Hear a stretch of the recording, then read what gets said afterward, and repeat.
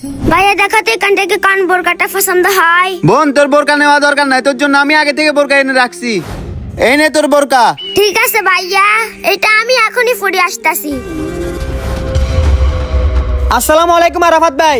ওয়ালাইকুম আসসালাম মাসুম ভাই, আসো আসো বসো ভাই। আরাফাত ভাই, সামনের 1 তারিখে আমার বড় ভাই নীলের বিয়ে, আপনার ফ্যামিলির সবাইকে নিয়ে বিয়ে তো অবশ্যই আসতে হবে। হ্যাঁ কেন না মাসুম ভাই, আমার ফ্যামিলির সবাইকে নিয়ে আপনার ভাইয়ের বিয়েতে যাব।